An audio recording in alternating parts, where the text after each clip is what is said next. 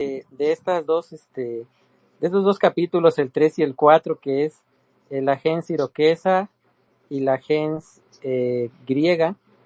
Eh, les puedo spoilear, voy a manera de spoiler, puedo decirles que se ve como una sociedad comunista como es la iroquesa,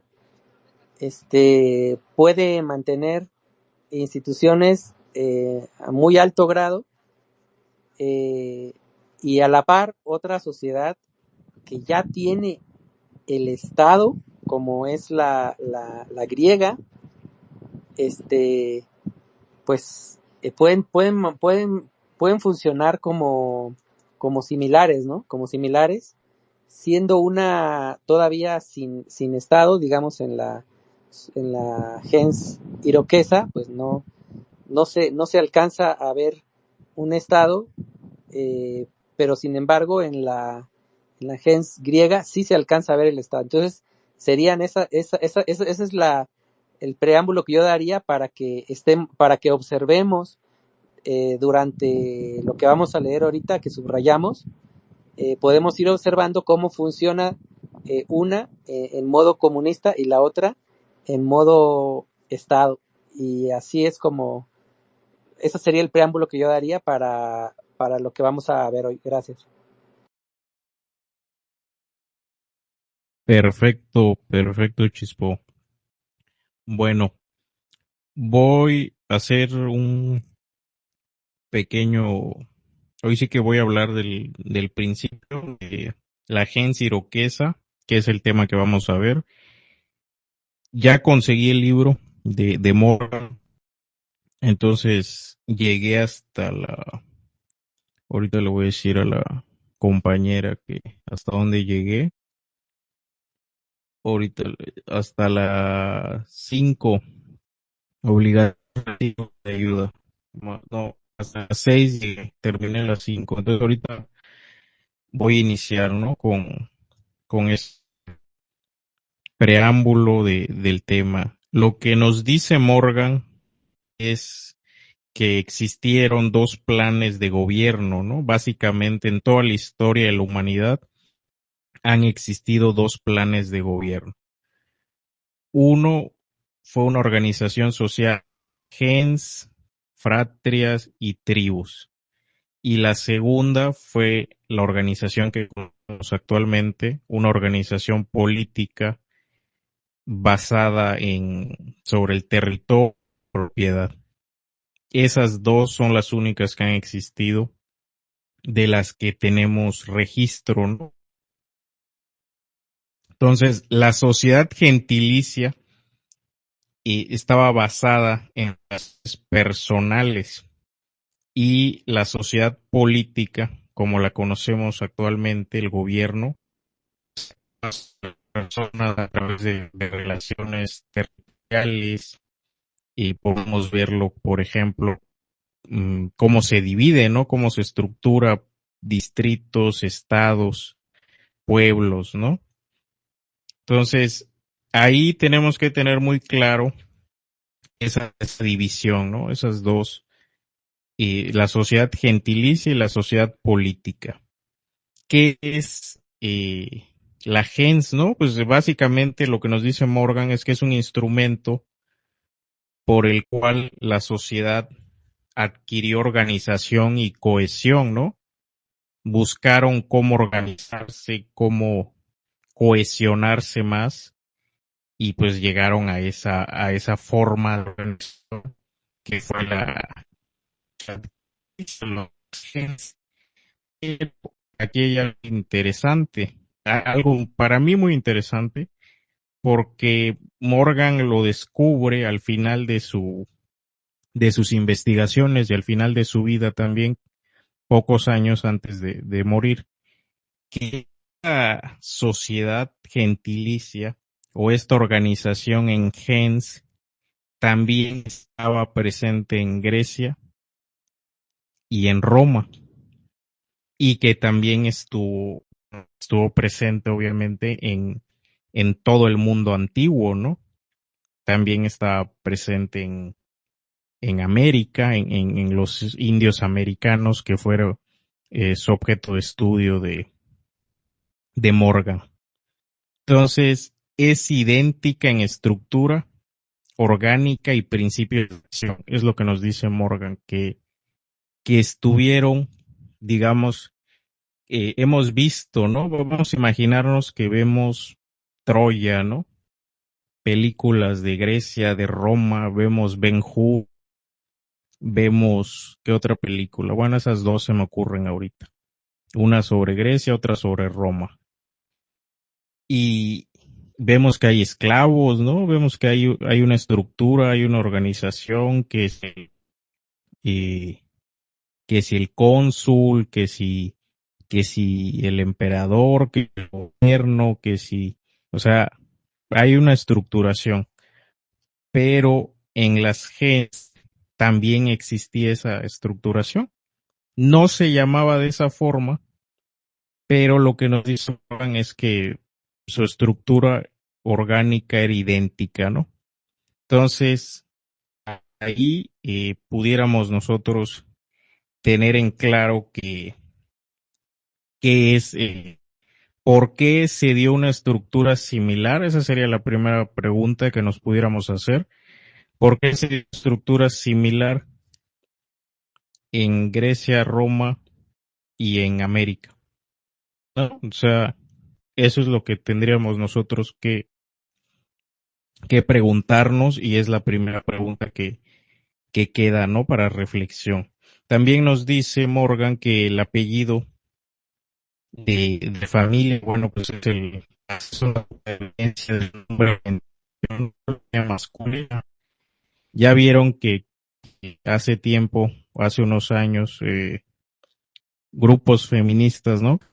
El apellido y ponerse el apellido materno y una serie de cosas, ¿no? Que porque el apellido eh, paterno pues era patriarcal y todo eso, pues bueno, aquí vemos de dónde viene, ¿no? O sea, este libro también nos sirve para lo que mencionabas, Chispo, en el anterior, en la anterior parte del círculo, de que, bueno, realmente el derecho materno era el dominante al principio.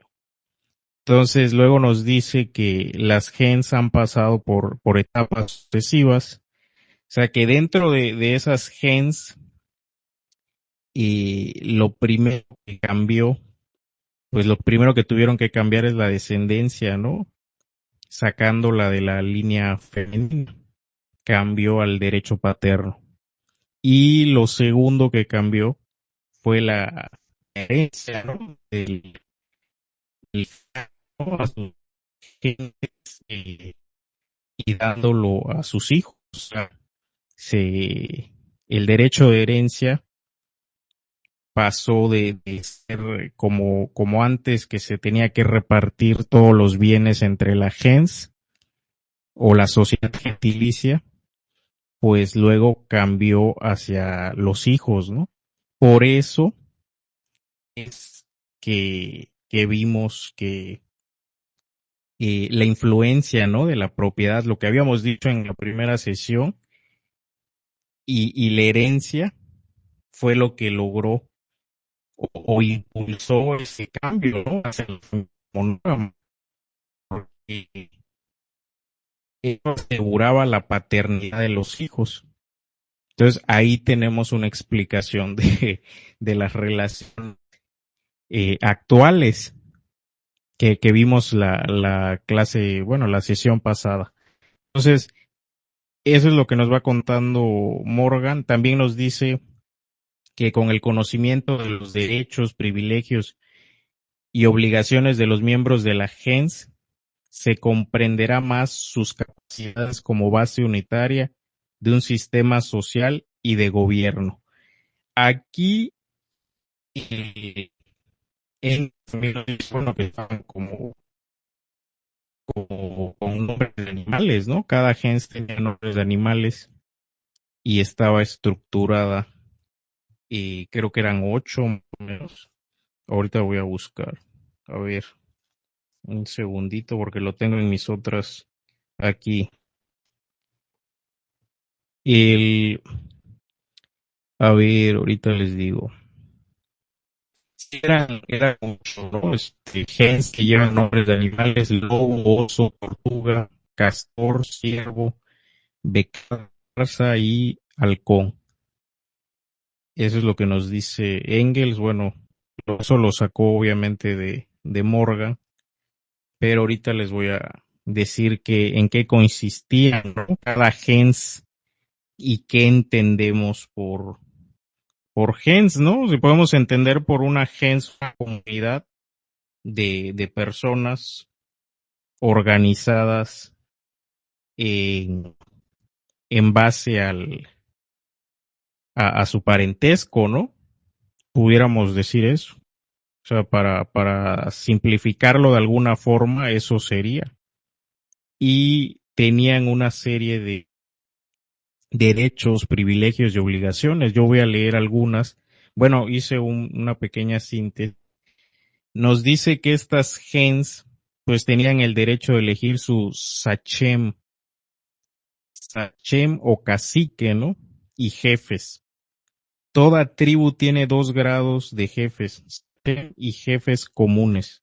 Todas las demás eran variaciones y eran elegidos por cada gens. El hijo no podía ser elegido para suceder a su padre porque pertenecía a otra gens. Ninguna gens consentiría un sachem que no fuera de la suya, ¿no?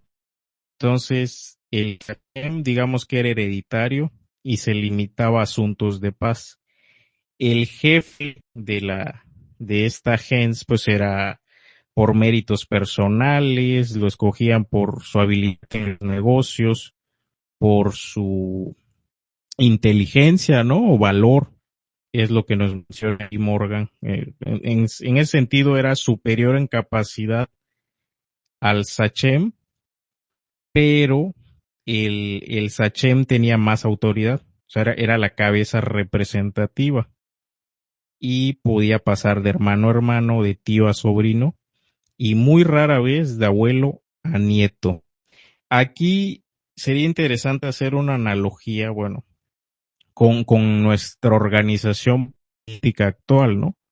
Si lo vemos, ¿quién es la cabeza representativa, no? O sea, ¿quién es la cabeza representativa actualmente? Pues sería AMLO, ¿no? Es el que tiene más autoridad.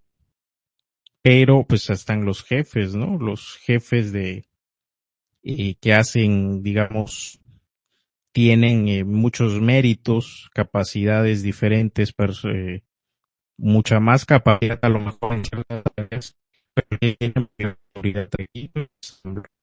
Ahí, también nos dice Morgan que la elección era sufragio libre de varones y mujeres de edad adulta, y a la muerte de uno de ellos se votaban 2 candidatos que eran, por ejemplo, se elegían, ¿no? A dos, como se hace actualmente. 2 candidatos se proponen y si era ratificado por las 7 se confirmaba el nombramiento, si no, anulado y la gens hacía otra designación.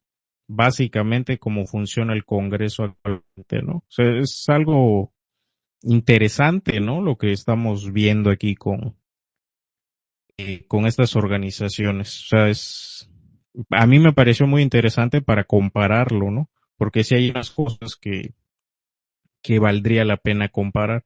Dice, un jefe por cada 50 personas. Es lo que más o menos podía variar, ¿no? Pero más o menos un jefe estaba a cargo de esos, entendiendo que eran pueblos mm, relativamente pequeños, 3,000, 4,000, 5,000 personas.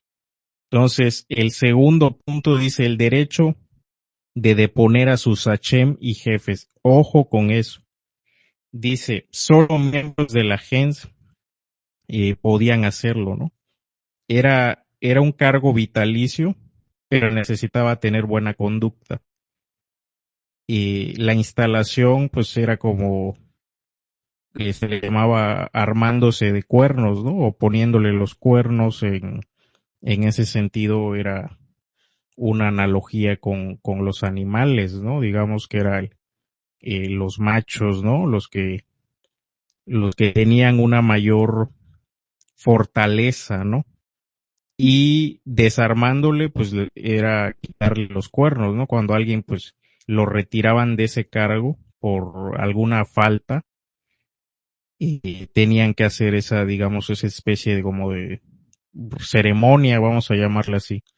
También nos dice que existe un consejo de la tribu que también tenía facultad para degradar tanto al sachem como a los jefes, sin aguardar la acción de la gens y aún contra los deseos de ésta.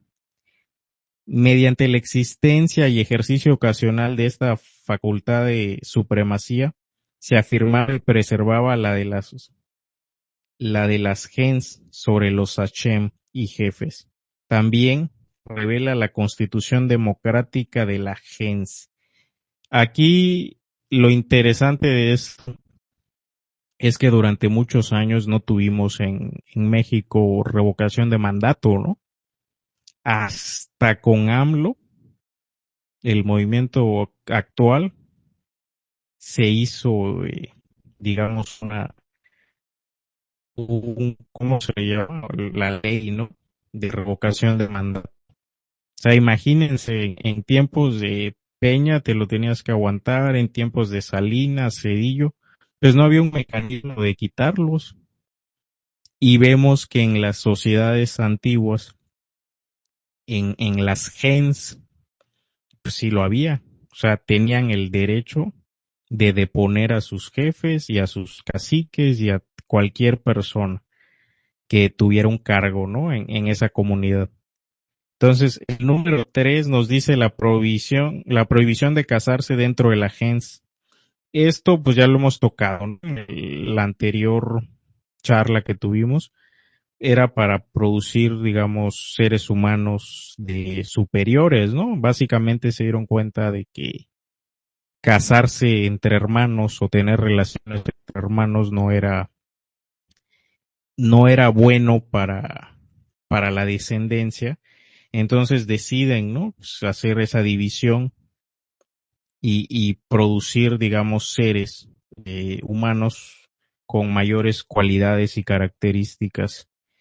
Entonces, el número 4 dice derechos mutuos de herencia de los bienes de miembros fallecidos. Y bueno, nos dice Morgan que en el salvajismo y en el estado inferior de la barbarie, la acumulación de bienes era escasa. Solo podían tener viviendas comunes, huertas, ¿no? Prendas de valor se enterraban con la persona, ¿no? Fallecida. Y dice que la cuestión de la herencia tenía que surgir, cobrar más importancia con el aumento de bienes en variedad y cantidad, y tenía que producirse alguna regla, ¿no? Para una regla fija para, pues, poder hacer la herencia, ¿no? La cuestión de la herencia. Entonces, aquí vemos cómo la propiedad privada, lo que hemos dicho, ¿no? Durante todas las clases, ha delimitado esa organización política, jurídica, familiar, social. Y eso pues lo vemos desde las sociedades antiguas. Dice, así encontramos en el bajo estado de barbarie y aún en el salvajismo el principio de que los bienes debían quedar en la gens y ser distribuidos entre los gentiles del difunto, ¿no? Del fallecido. Lo primero que hacían, según estuve leyendo, era eso, ¿no? Que los bienes de la persona fallecida quedaban entre la gens, ¿no? Entre esa comunidad llamada gens. Luego se hace el cambio que dice Morgan, ¿no? Y dicen, bueno, pues ya no, que ya no quede entre todos, sino que solo entre los parientes cercanos. Y después, pues se hace el cambio entre nada más que sea hereditario de padres a hijos, ¿no? Por eso hemos visto, no sé, bueno, hemos visto películas por ejemplo, bueno, una serie, ¿no? Que recuerdo esa de Juego de Tronos, que es muy buena, los primeros 4 capítulos, de 4 temporadas, perdón, y podemos ver, ¿no? Pues esa obsesión por ocupar el trono, ¿no? Por ver quién iba a ocupar el trono y se mataban, ¿no? Mataban a los hijos pero eso fue después, obviamente. Eso estamos hablando de la Edad Media, pero desde las sociedades antiguas inició ese proceso, es lo que dice Morgan. Entonces, a ver, seguimos. La cuestión de a quién correspondían los bienes ha dado lugar a 3 grandes y sucesivas reglas de herencia. Eso es lo que les estaba diciendo ahorita. Sí, que sean distribuidas entre las gens completa y luego que solo entre los parientes, ¿no? Y de último, solo heredados a los hijos. Esos fueron los 3 cambios que se dieron. Claro, es un proceso de siglos, ¿no? O de miles de años, pero así fue. Y ahorita les digo, a ver, dice que esto también quedó limitado después del tiempo de Solón entre los atenienses a solo sucesiones intestadas, ¿no? Es como cuando se muere alguien, ¿no? Y pues no deja un testamento, pues queda intestado, ¿no? Así le llaman, el Chispo debe saber más en el derecho, ¿no? Así le llaman. Pues vean desde los tiempos de Grecia y Roma, ellos definieron eso, ¿no? O sea, desde ahí viene la cuestión de la herencia, viene todos esos temas que ahorita, fíjate, no los tocamos tanto, pero sí yo hice una analogía con lo que está pasando con la cuarta transformación y dije, bueno, pues es que a lo mejor y tendríamos que regresar en ciertos puntos a limitar la herencia, ¿no?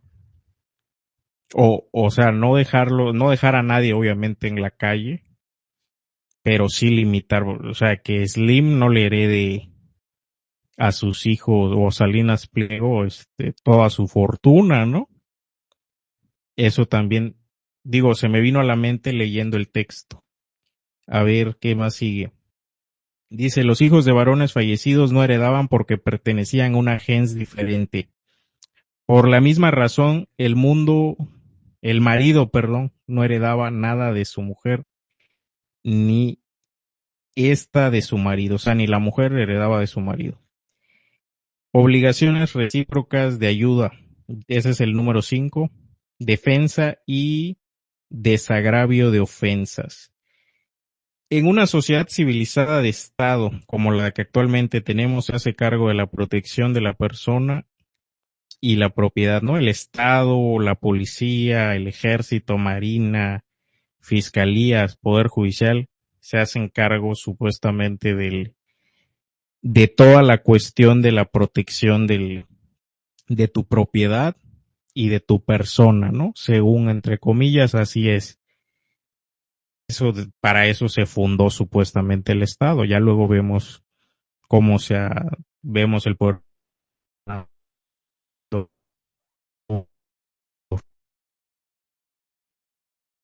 Bueno, eso es lo que nos plantea Morgan, que entre comillas, eso es lo que debería ser. Entonces dice que en la sociedad gentilicia, el individuo descansaba su seguridad en la gens, o sea, la misma gente cuidaba a los de esa comunidad. Ofender a una persona era ofender a la gens. En sus aflicciones y dificultades, los miembros de la gens se auxiliaban mutuamente. También hay una parte en la que Morgan habla de los mayas en Yucatán, que dice que cuando se trataba de indemnización por daños, si el condenado o la condena a pagar era muy alta y corría el peligro de quedar reducido a la indigencia, los parientes contribuían, ¿no? Y eso nos lo ha mencionado mucho el presidente López Obrador en muchas, sobre todo en esa entrevista que tuvo con los moneros, ahí habla de eso, ¿no? De cómo entre todos contribuían, cómo se ayudaban y siempre ha hablado de los valores de la ayuda en familia en México a diferencia de cómo es en Estados Unidos, que ya quieren sacar a los hijos, ¿no? De su casa. Entonces, eso el presidente nos los ha mencionado mucho y nos lo reafirma el texto, o sea, nos lo confirma el texto, perdón. Ahorita, a ver, también en los indios de la Florida, dice que cuando fallece un hermano o un hijo, los de casa, pues también, ¿no? También lo hacen, buscan ayuda y es básicamente lo mismo, ¿no? De los mayas. Dice que otra cosa que hacían también las gens, que no se podía transmitir sus tierras a un extraño, solo entregarlo o dejarlo a un pariente de la gens. Otra cosa importante que deberíamos nosotros retomar actualmente, ¿no? Porque ahorita el capital pues viaja, se puede mover, o sea, por todos lados. Tú ves tierras, ves extensiones de tierra muy grandes, pero no sabes a quién pertenecen, ¿no? Puede ser de un capitalista que está sentado en su despacho en Estados Unidos o en cualquier país y tiene una extensión de tierra aquí en México, ¿no? Que es lo que normalmente pasa con las minas.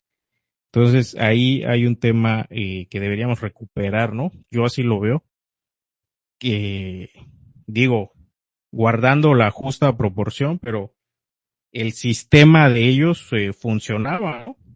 Dice, sus bienes estaban tenidos en condominio, que su régimen de vida no consentía su enajenación a favor de una persona de otra gens.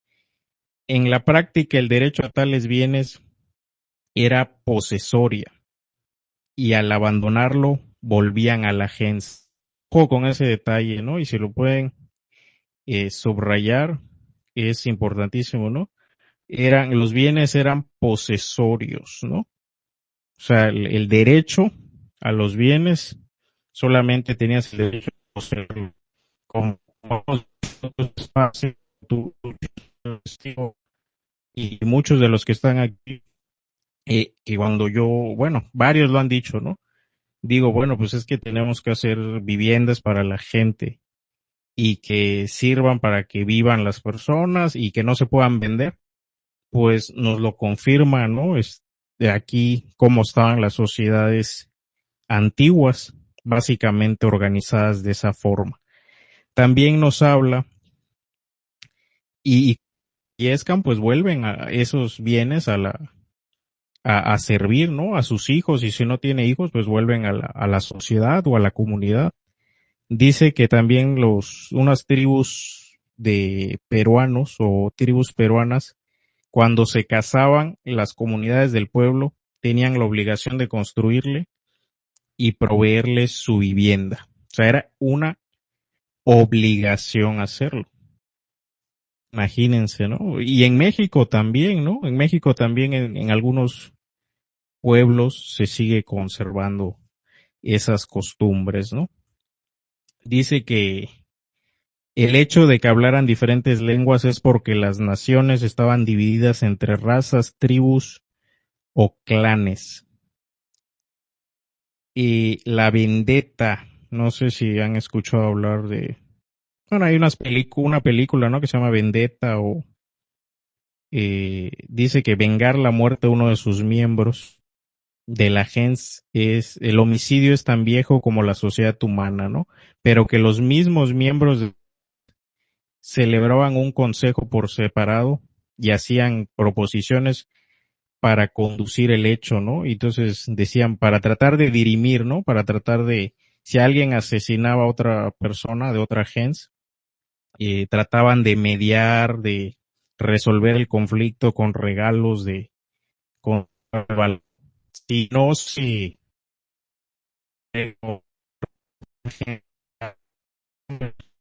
cuyo deber era seguir al criminal y luego matarlo, donde quiera que se le encontrara. Y la gens no se quejaba de eso, era vida por vida. Las reclamaciones quedaban satisfechas. Así era, ¿no?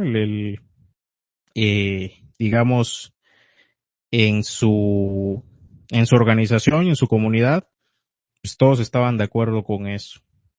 Y a ver, ¿qué más les digo? Ya que estoy cerrando, bueno, la compañera Celeste se bajó, no sé por qué se bajó. A ver, ahorita le voy a mandar micro otra vez, porque faltan otros temas ahí mismo, ¿no? Pero quería cerrarlo ahí porque, bueno, fueron las anotaciones que hice. No sé, Chispo, tú cómo ves, cómo le continuamos a este tema, o quieren comentar algo de lo que he dicho. Adelante, te escuchamos, Chispo. No, sí, bueno, bien lo que dijiste es que todo proviene de la familia. Aquí es donde vemos esta fase comunista de la humanidad, ¿no? Todo proviene de la familia, que es la naturaleza, y la gente, pues que es esa comunidad con la cual no te puedes casar porque proviene de una misma raíz genética, y el ser humano descubre pues que tiene que haber esa diversidad, y entonces aparecen las gens, pero vamos viendo cómo asciende, ¿no? Eh, sí, dice, bueno, la gens tiene nombres determinados, eh, solo la gens tiene derecho a llevar esos nombres, de tal suerte que el nombre de una tribu indica inmediatamente a qué gen pertenece. La gens puede adoptar extraños en su seno, admitiéndolos en la tribu. Los prisioneros de guerra que no se les condena a muerte se hacen adoptados por una de las gens, y con ello entran en posesión de todos los derechos de la gens y de la tribu. Es decir, ellos no tenían esa enemistad con el ser humano, sino por ser de otra gen, sino que siempre se les invitaba a formar parte de su gen, ¿no? Dicen las 6 fiestas anuales que los iroqueses, los Hachem y los caudillos, en atención a sus cargos, contábanse como los guardianes de la fe y ejercían funciones sacerdotales, ¿no? Vemos cómo pues no están divididas las funciones religiosas, no existe una clase religiosa, ¿no? Sino que el mismo que hace las veces, el Sachem, que es el líder moral, digamos, y el caudillo, que es el líder militar, eh, se consideran guardianes de la fe y ejercen funciones sacerdotales, es decir, no hay otro sacerdote que se dedique a la religión, y eso nos da a entender que la religión no estaba separada de sus actividades, ¿no? Que era el líder moral y el caudillo militar, ¿no? Lo dice, la gente tiene un lugar común de inhumación, para entrar a los difuntos. La gente tiene un consejo, la asamblea democrática de miembros adultos, es decir, todos los adultos de la gente tienen derecho a voto, y el consejo elige y dispone a los sachem, que son líderes morales, y los caudillos, como guardianes de la fe, decide el precio de la sangre, de la venganza, adopta a los extranjeros, ¿no? Es el poder soberano en la gens. Vemos, esta es la parte que tenemos que reflexionar, cómo siguen siendo, cómo todo proviene de este consejo comunal, de este consejo común.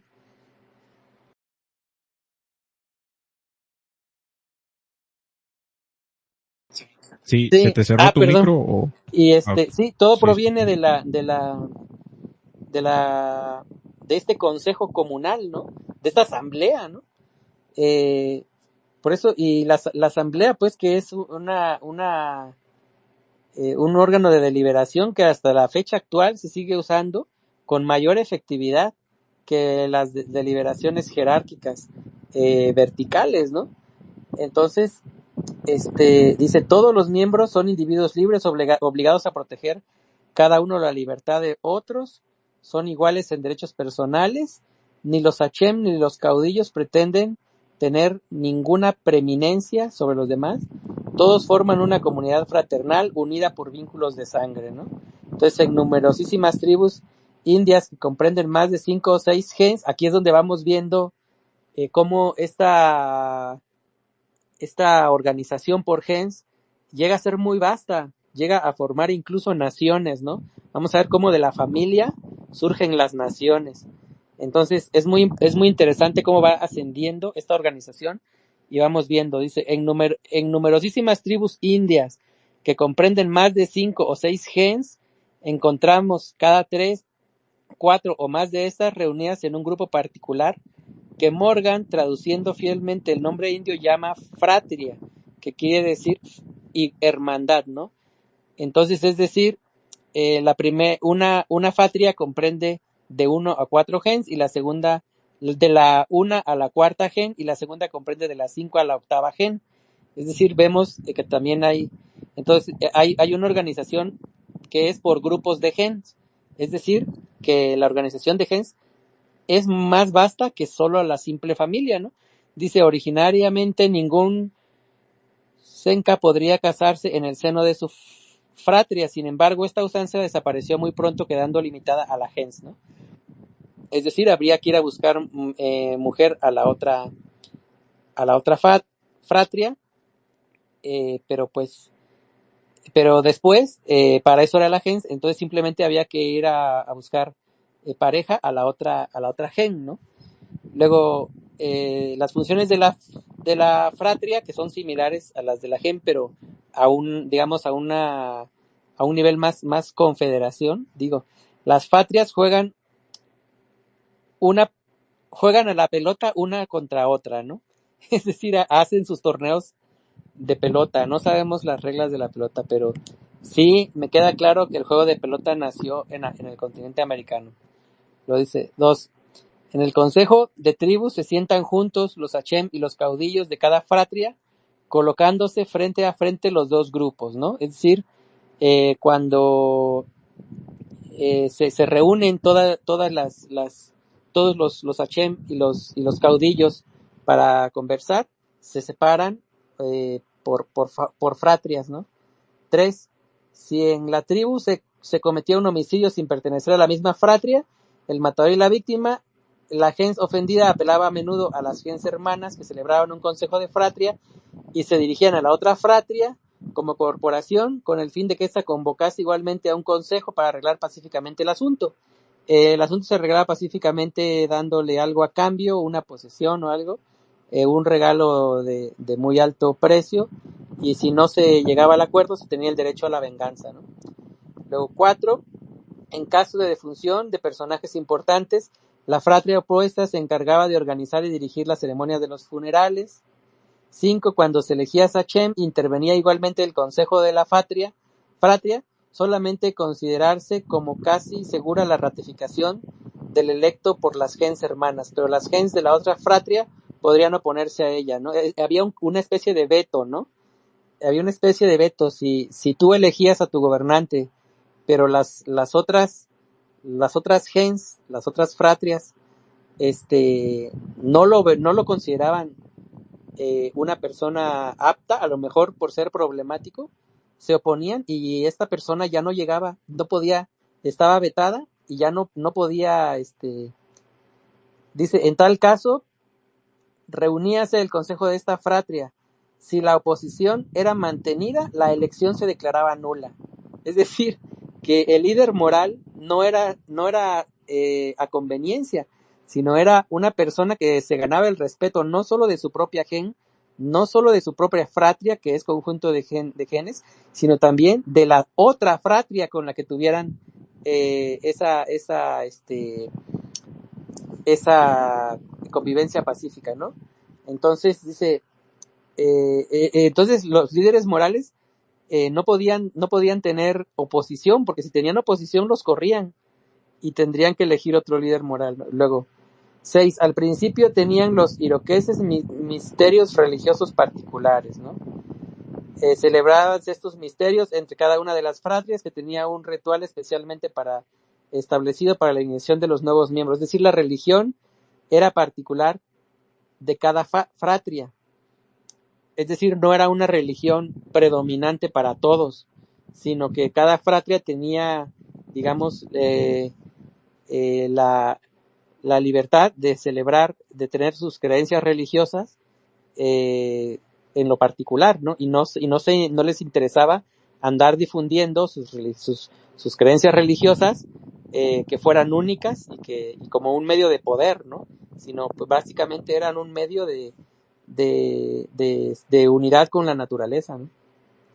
Luego 7, como es casi seguro, los 4 linajes o gens que habitaban por el tiempo de la conquista en los 4 barrios de Tlaxcala eran 4 fratrias. Esto prueba que las fratrias constituían también unidades militares, ¿no? Aquí ya está hablando de Tlaxcala, ¿no? Que habían 4 conjuntos de familias, ¿no? Ahora dice, ¿qué es pues lo que caracteriza a una tribu india de América?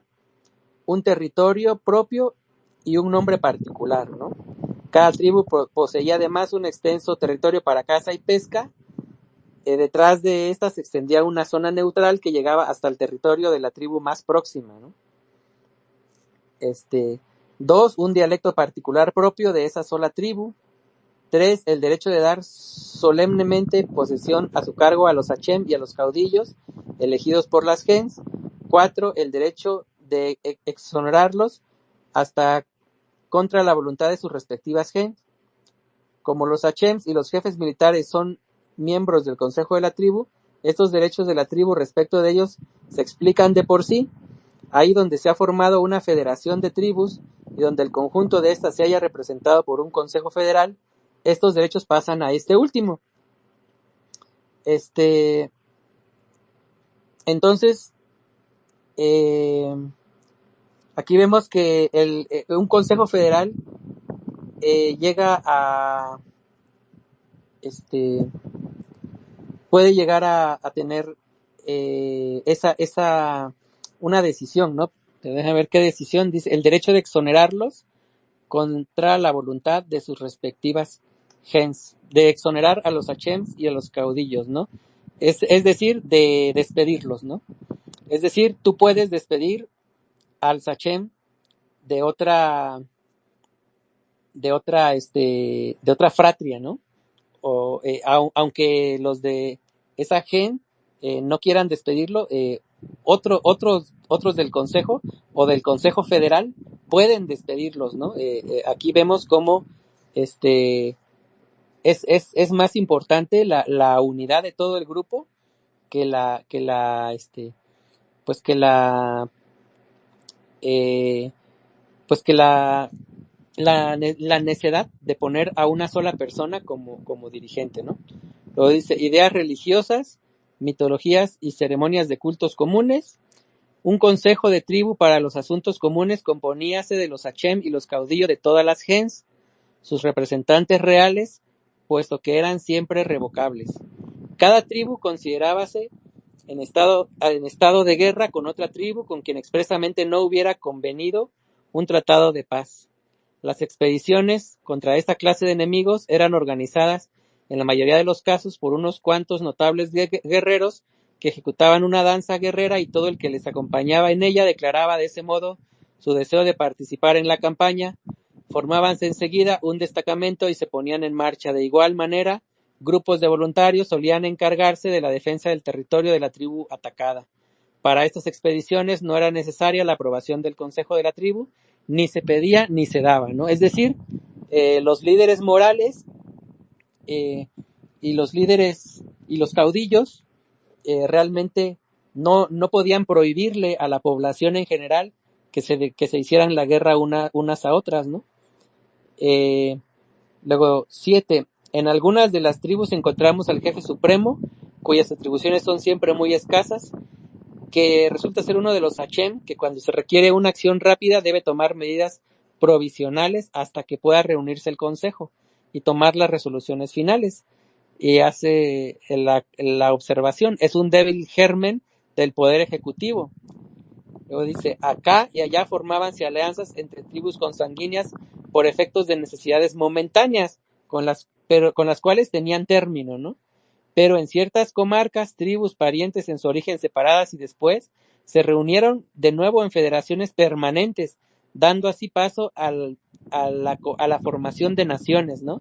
Es decir, llegó el momento en que después de hacer varias alianzas entre tribus, las tribus eran conjuntos de fratrias, ¿no? Es decir, habían 2 o 3 fratrias, eran una tribu. Esas 2 o 3 fratrias tienen entre sí un convenio, digamos, pacífico, ¿no? Un convenio comunitario.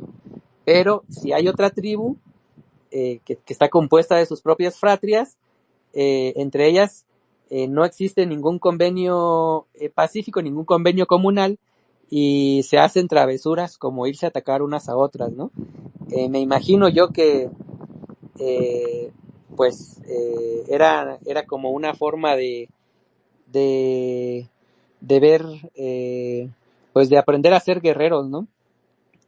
Luego dice, eh, encontramos la forma más desarrollada de una bueno, pero entre varias tribus eh, normalmente están en guerra, pero pueden hacer federaciones entre tribus, ¿no? Es decir, ¿sabes qué?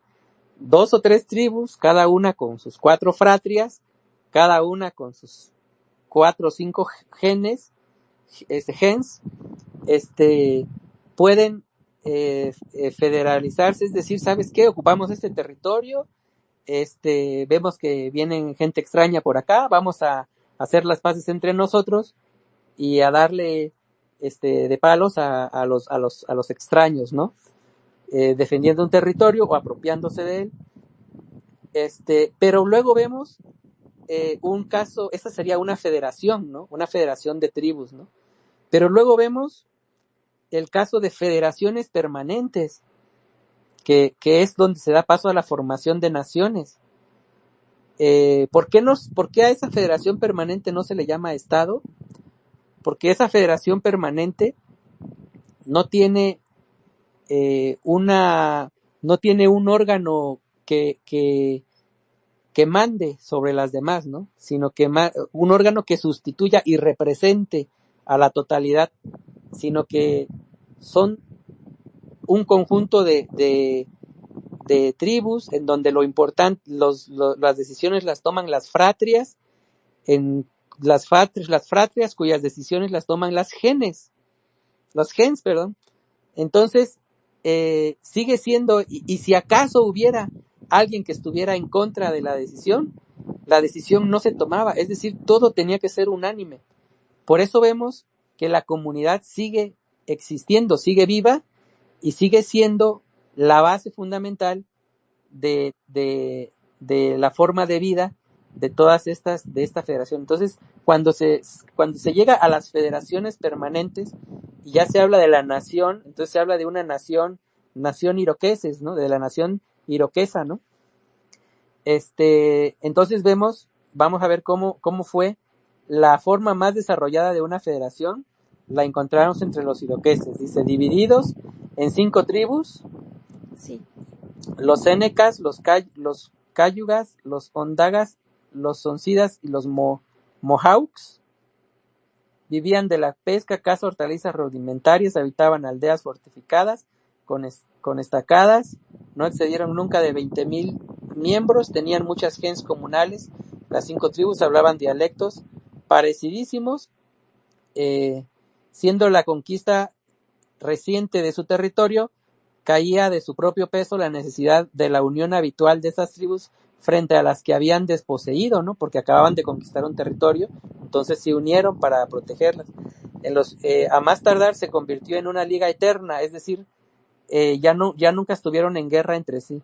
Comprendiendo su nueva fuerza, no tardó de tomar un carácter agresivo, al ser más fuertes, dice, y al llegar a su apogeo, habían conquistado en torno suyo varios territorios, a cuyos habitantes habían expulsado en parte, y en parte los habían hecho tributarios, ¿no? Los rasgos principales de la confederación eran los siguientes. Bueno, hasta ahí la dejo porque parece que alzó la mano Celeste. Adelante, por favor. Adelante, compañera, te escuchamos. ¿Algo que quieres comentarnos, preguntarnos, Justo iba a hacer un platicarnos? comentario que después nos lo hizo el compañero. Iba a comentar que justamente tenían que hablar unas, pues muy parecido, ¿no? Que tenían que tener para poder entenderse justamente. Hablaban dialectos parecidísimos. Eso es solamente el detalle que iba a hacer, pero después él continuó justo leyendo y comentando. Entonces no tengo tema. Muchas gracias. Gracias. Perfecto. Sí, entonces, Yo, a ver, adelante, o bueno, Alex sí, Unidos, adelante.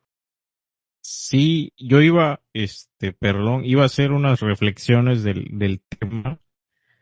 No sé si en el texto aparece, ¿no? Pero creo que en el libro de Morgan sí aparece que dice, bueno, cuando llegan los españoles a América, lo que se encuentran no es un estado, ¿no? Es simplemente, bueno, no simplemente, es una agencia o es una confederación, más o menos.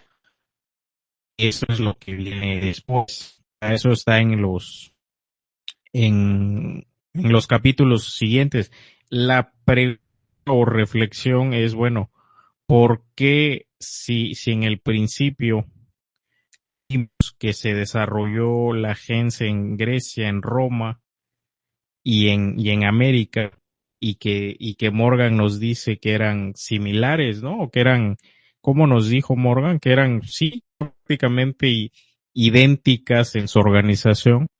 ¿Por qué en Europa ya existía un Estado y en América aún no existía, ¿no? Entonces, esa es la pregunta que no sé cómo la ven. O sea, para reflexión, ¿no? Más que nada. Es interesante esa pregunta. Claro, Lo me habíamos viene pensado. a raíz de... Bueno, nada más me vino a la mente justo en hace 2 semanas cuando revisamos quizá el tema de el tipo de alimentación, no sé, todo eso va haciendo que se desarrollen diferentes, no sé, quizá es una idea un poco descabellada, pero puede ser.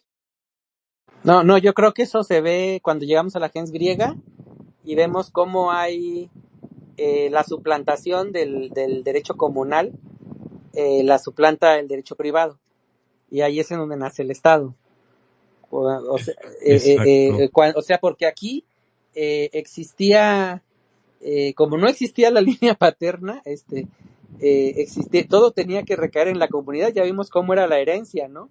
Si moría un hombre, sus posesiones se iban a sus hermanos y a su madre, ¿no? Y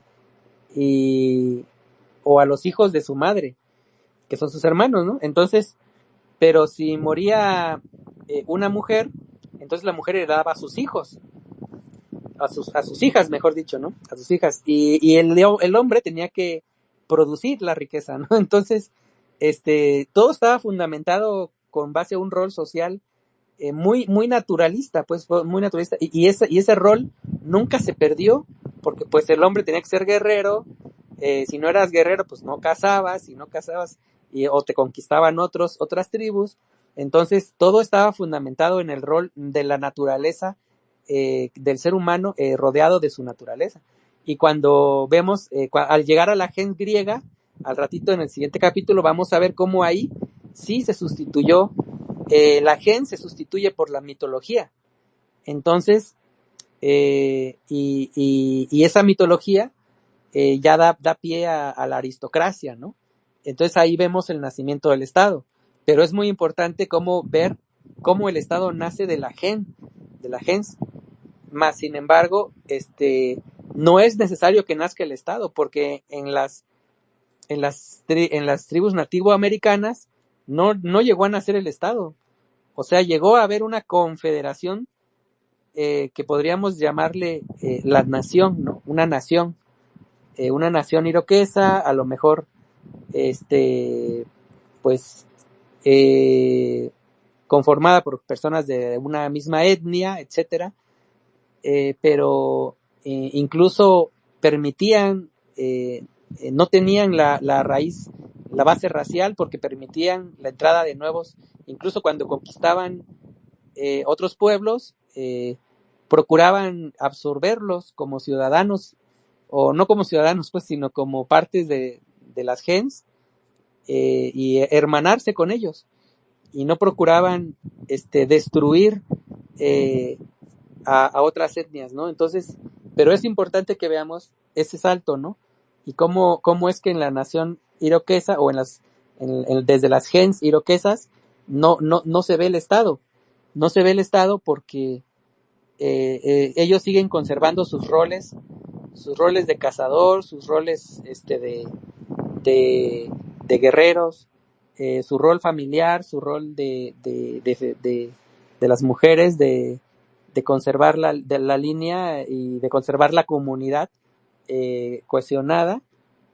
Y bueno, no sé si tienen más comentarios o les sigo con... Sí, Ajá, adelante. bueno, iba a dar así un comentario breve.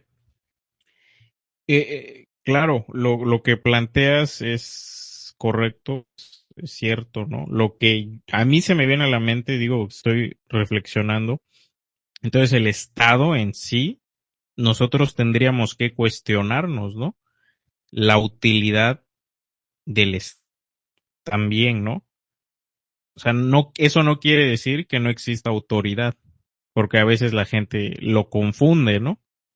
Es como los temas actuales que tenemos de están militares, ¿no? Y dices, bueno, pues es que hasta en las gens, ¿no? Lo estamos viendo, en las sociedades antiguas existía guerreros, ¿no? Entonces, y era para protección, o sea, imagínate qué sociedad va a aceptar no tener un cuerpo de guerreros, ¿no? O ya no eran un ejército como los de ahora, pero y qué sociedad iba a tener, o sea, qué sociedad iba a aceptar no tener un cuerpo que los defienda, ¿no? Un grupo que los defienda. Entonces, y ahí el Estado sí tendríamos que cuestionarnos su existencia y al menos como la conocemos. Por eso cuando dice Marx, porque ese texto es interesante, porque cuando Marx dice, no, es que, ¿cómo dice? Cuando el Estado deja de ser, ¿no? Algo así. Dice, bueno, ya no será propiamente un Estado. Entonces, puede estarse refiriendo a eso, ¿no? Básicamente, lo que tú decías, de que, bueno, no es necesariamente que exista el Estado como lo conocemos actualmente, pero sí puede existir una comunidad en la que nos organicemos sin Estado y sin propiedad privada, ¿no? Porque la propiedad privada, a mí lo que el texto me lleva a pensar es que la propiedad privada nace, o sea, el Estado surge para proteger la propiedad privada, porque se estaba generando un excedente de producción.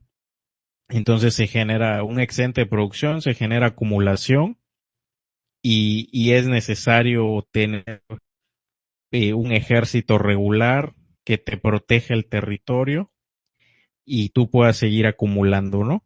Entonces, esa es, digamos, la lógica para mí del Estado en ese sentido. Lo que también estaba yo leyendo esta semana otro texto de Dussel, ese pues me lo leí, no lo he terminado, pero digo, me lo leí un poquito más rápido porque está más digerible que este, ¿no? Este particularmente me costó trabajo, pero lo traté de engarzar, ¿no? Con otros textos que he leído. Entonces Dussel decía, bueno, pues es que criticaba mucho, ¿no? Dussel a los anarquistas de que quieren desaparecer al Estado de un plumazo, ¿no? Y Dussel decía, bueno, es que lo que hay que hacer es articular la representación con la democracia, él le llama democracia participativa, no le llama democracia directa como le llamo yo. Entonces, si vemos la gens, es una organización en la que lo que nos dice Dussel, o sea, tenemos que buscar representación política, participación del pueblo y la vigilancia de esos representantes, ¿no? O sea, esas son las tres líneas generales y a veces en lo que se falla en la 4T, a mi punto de vista, es en la vigilancia, ¿no? En todo gobierno, la representación está bien, hay más o menos participación, pero no tenemos organismos que vigilen. O sea, sí está el partido y todo el rollo, y los consejeros del partido, pero no, yo me refiero afuera de una institución, tener organismos del pueblo, organizaciones del pueblo, que vigilen a los representantes. Y ahí vemos el caso de Venezuela, ¿no? En Venezuela hay 5 poderes, no 3. Hay 5 poderes, está el electoral y está el poder electoral y el poder ciudadano, el poder popular. Entonces, eso nos lleva a pensar, no sé exactamente qué funciones tenga ese poder popular, eso tendría yo que profundizarlo y revisarlo, y me lleva a eso, ¿no? La gente prácticamente se autogobernaba, ¿no? Eso lo vimos con la revocación de mandato, ¿no? Teníamos un mecanismo para revocarle el mandato a nadie, la gens ya lo tenía. O sea, la gens, las sociedades que nosotros les llamamos atrasadas, revocaban el cargo a los sachems y a los jefes, ¿no? Y lo hacían de manera democrática. Entonces, hasta que llegó ahorita la cuarta transformación, se hizo la ley esta de revocación de mandato, que no sé si se le ha aplicado a nadie, a alguien, a algún político ahorita, creo que a ninguno se le ha aplicado, pero ahí está la ley, ¿no? Simplemente tenemos nosotros que hacerla cumplir. Entonces yo ahí la dejo, No, mira, Chispo, para que dime. aprovechando tu comentario, yo creo que este texto nos puede servir precisamente para ver cómo sería la desaparición del Estado. Porque, bueno, ahorita que veamos la aparición primero en la gens griega, ¿no? Porque la desaparición del Estado sería cuando llega la gens y cumple las funciones que cumple el Estado, ¿no? Entonces el Estado cumple sus funciones a partir de cierta enajenación, ¿no? Del poder del pueblo, y se enajena en alguien más, ¿no? En cambio, el Estado desaparece cuando el poder lo tiene directamente el pueblo, ¿no? Entonces, pero si nosotros vemos la definición que aquí propone Engels, la definición, Engels propone una definición de Estado acá, que es una definición que yo te puedo decir como politólogo que no aplica en la actualidad. En la actualidad tú le puedes llamar Estado a una tribu que tiene un territorio en donde vive y tiene una organización ahí social, media política, y ya le puedes llamar Estado, ¿no? Aunque realmente sea un comunismo primitivo, en la actualidad a eso se le llama Estado. Pero aquí la definición que propone Engels a la hora de llegar a la gens griega, es muy interesante porque se refiere al Estado como el sustituto de la gens, como el sustituto de la familia, ¿no? Como el sustituto de la comunidad natural, de la comunidad humana natural. Y entonces es muy interesante su concepto de Estado, porque nos hace darnos cuenta lo que al día de hoy no existe esa distinción, pero podríamos decir Estado nocivo de Estado natural, ¿no? De Estado natural. El Estado natural sería el comunismo, ¿no? Pero en la actualidad, con las leyes internacionales, no es el mismo concepto que se utiliza de Estado, pero es muy interesante el concepto de Estado que al que llega Engels, que me imagino que es similar al que tenía Marx, porque es un concepto histórico. Es un concepto histórico y no es un concepto como el de la actualidad, que es un concepto a conveniencia, ¿no? Es decir, en la actualidad le llamamos Estado, vamos a suponer, si se le cede un territorio, vamos a suponer a los palestinos, ¿no? Se les cede un territorio, se les reconoce un territorio en donde viven y se les reconoce su propia forma de autogobernarse, pues a eso ya le puedes llamar Estado. A eso ya le puedes llamar un Estado. Obviamente que no tiene el reconocimiento de los demás estados, ¿no? Pero digamos de manera técnica, convenientemente se le puede llamar Estado a una pequeña tribu que, si bien no tiene el reconocimiento de la sociedad en las naciones, no tiene un acta de nacimiento inscrita en el registro civil de los estados, pero sin embargo ya es un estado, ¿no? Porque ya es un pueblo que tiene un territorio y que tiene una organización política, ¿no? Entonces, en la actualidad, el Estado abarca, para la definición de Estado actual, el comunismo va a seguir siendo un Estado, porque el comunismo va a seguir siendo una población en un determinado territorio y con una determinada organización social y política, ¿no? Entonces, entonces en la actualidad el comunismo va a seguir siendo un Estado. Pero si vemos la definición de Engels, no, el Estado es la negación de la comunidad, ¿no? Y entonces vemos, le tenemos que dar la razón a Engels, porque el Estado así nació, suplantando a la familia. El Estado-nación nació suplantando a las naciones originarias.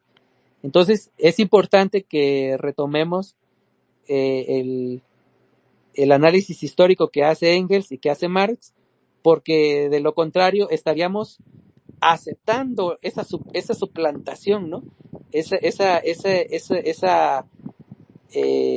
imposición de una cuestión ajena y que haga las veces de familia, ¿no? Ahora resulta que el Estado tiene más fuerza que la familia, y es ahí donde yo quería aprovechar tu comentario para decirte que el Estado puede desaparecer si la familia se empieza a hacer cargo de las funciones del Estado, ¿no?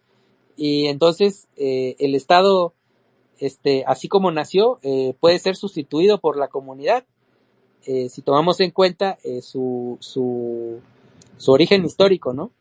Que si ya la sociedad internacional, los derechos internacionales, las relaciones internacionales le llaman Estado a todo, bueno, eso ya es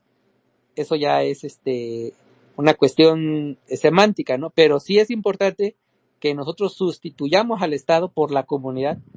Pues bueno, eso es lo que quería aprovechar de lo que dijiste, que en este texto puedes ver la desaparición del Estado.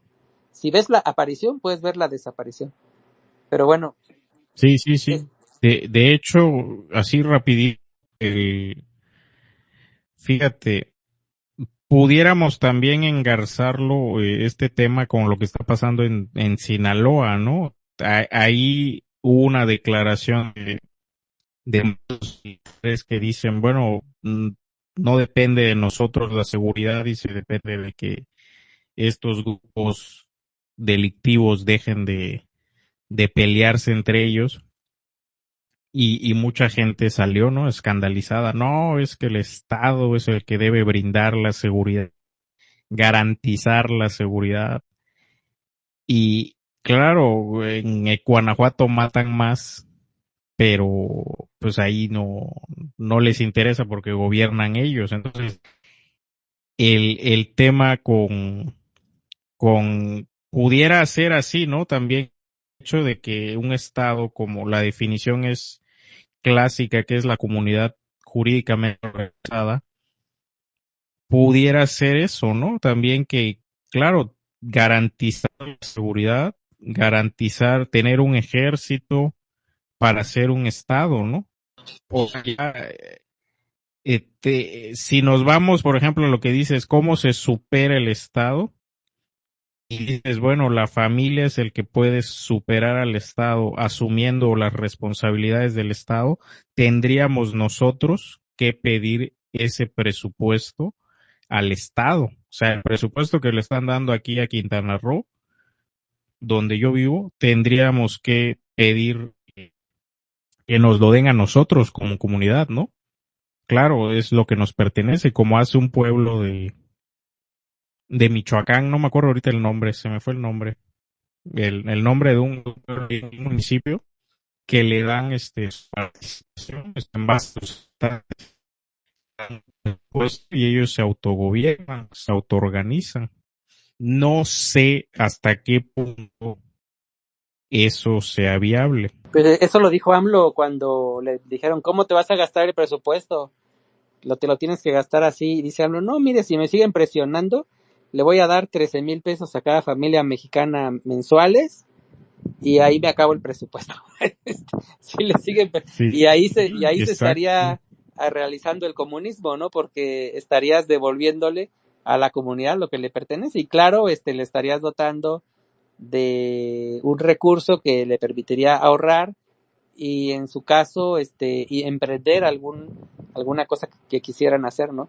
Y fíjate que hablando de lo de Sinaloa, pues sí, efectivamente cuando el general dice es que tienen que dejarse de pelear esos grupos, pues el general admite que de alguna forma, digo, yo sé que el ejército sí está interviniendo, ¿no? Pero el general admite que el poder de la paz le debe pertenecer al pueblo, ¿no? Le debe pertenecer a todas las familias, ¿no? Es decir, no puede el Estado, no puede obligar a que nadie se pelee, ¿no? Y eso significa que este las familias y la comunidad tiene que tener esa capacidad de vivir en paz, pues, o de lo contrario, pues podríamos ser muy comunistas, pero nos viviríamos matando unos a otros, ¿no? Entonces sí es importante Y que devolverle a la comunidad esa responsabilidad, ¿no? Ajá. exacto, sí, sí, sí, de hecho, el tema sería eso, o sea, yo me puedo pelear con mi vecino, ¿no? Y pues quedamos en un acuerdo, ya no nos peleamos. Si nos estamos viendo y nos estamos peleando cada rato, y pues nadie va a haber un momento en que nos vamos a matar, ¿no? Porque no vamos a tener a alguien que nos esté cuidando 24/7, ¿no? Entonces sí depende también de las partes, ¿no? Ese es el mensaje. Y también otro tema que no se toca es que hay un imperialismo, ¿no? O sea, ya dentro del Estado, en el texto del Estado, perdón, a nivel imperialismo que está sometiendo otros estados. Entonces, ahí el análisis se va más allá y vemos, por ejemplo, lo de Sinaloa, lo dijo AMLO, ¿no?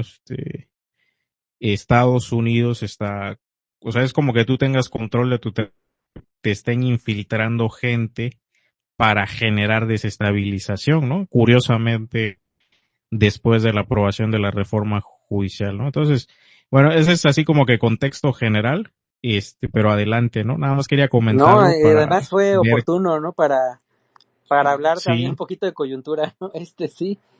Ajá, entonces ahora voy a decir los rasgos principales de la Confederación, que es decir, la máxima organización que se tuvo. Vamos por partes, ¿no? Es decir, vamos a recordarlo, ¿no? De las gens surgen ¿cómo se llaman? Las fratrias, que es conjunto de gens, y de las fratrias surgen las tribus, que es conjunto de las fratrias. tribus. Y del conjunto de tribus ya sale una federación. Si nosotros nos vamos al concepto actual de lo que es una federación es cuando tú le tienes fe a los demás. Digamos que entre mexicanos nos tenemos cierta fe unos a otros, ¿no? Es decir, como mexicano te creo lo que me estás diciendo, ¿no? Entonces, existe entonces la federación es esa fe que tenemos unos con otros pues para activar rasgos comunes en el sentido que sabemos que tienen que ser activados, ¿no? Por eso en una federación las personas que no, a las cuales no les tenemos fe, porque sabemos que digamos, no cooperan con la federación, pues los rateros, los que desfalcan, ¿no? Los gobernantes que roban, ¿no? Entonces, esos no son parte, digamos, no se comportan como parte de una federación, ellos se comportan como parte de una centralización. Es decir, ellos lo quieren centralizar todo, es diferente que la federalización. Entonces, en una federación tú le tienes fe a los demás, ¿no? Entonces, esa es una federación, pero ya una confederación es cuando ya esa federación, digamos, llega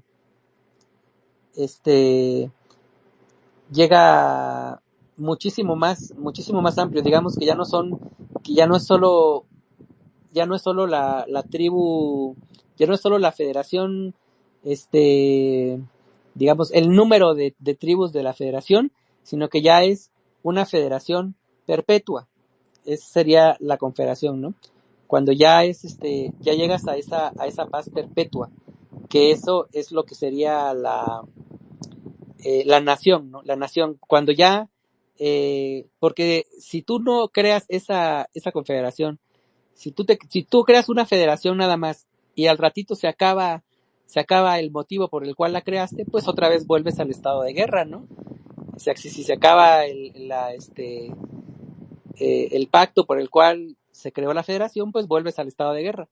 En cambio, si tú creas esa confederación de manera perpetua, entonces ya no vas a volver a pelearte con estas personas, entonces ya creas, digamos, una multitud pacificada, ¿no? Una multitud que llega a un acuerdo de paz y ese acuerdo de paz podríamos llamarle nación. Podríamos decir que eso se llama la nación iroquesa, ¿no? Es decir, ya una comunidad en donde puede nacer algo y puede permanecer ahí sin ser amenazada, ¿no? Por la misma comunidad, ¿no? Eso sería una nación, ¿no? Cuando ya, digamos, tienes el derecho de nacer y de persistir ahí dentro, ¿no? Sin que seas atacado. Entonces, ya llegamos a ese concepto de nación y los rasgos principales de la confederación serían los siguientes. Dice, 1, liga eterna de las 5 tribus consanguíneas basadas en su plena igualdad y en la independencia en todos sus asuntos interiores. 2, el órgano de la liga era un consejo federal de 50 sachem, todos de igual rango y dignidad. Este consejo decidía en última instancia todos los asuntos de la liga. Recordemos que los sachem tenían que ser intachables para que nadie nos los tumbara, porque un sachem me lo podía tumbar precisamente si lo consideraban que no era de confianza, nos lo podía tirar la gente externa, ¿no?